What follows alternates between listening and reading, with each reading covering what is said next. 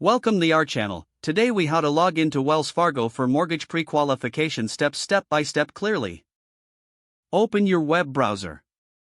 Type in the Wells Fargo website URL in the address bar. Once the page loads, locate the Sign On button at the top right corner. Click on the Sign On button to proceed. You will be directed to the login page. Enter your username in the designated field. Next, input your password in the password field. After filling in your credentials, click the Sign On button. If you encounter any issues with your username or password, select the Forgot Password link. Follow the prompts to recover your login information. Once you're successfully logged in, navigate to the Home Loans section. Look for the Mortgage Pre-Qualification option within that section. Click on the Mortgage Pre-Qualification link to start the process. You may be required to provide personal information such as your income and employment status.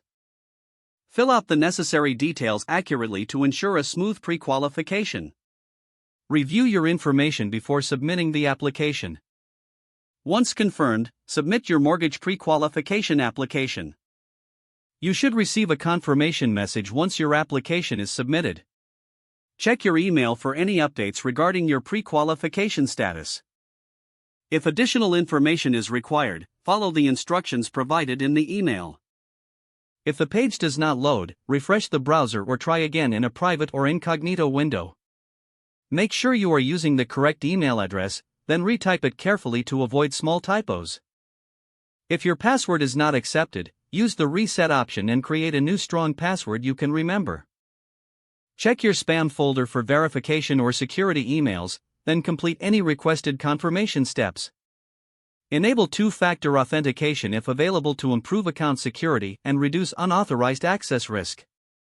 After signing in, review your profile details so your contact information and settings are accurate and current.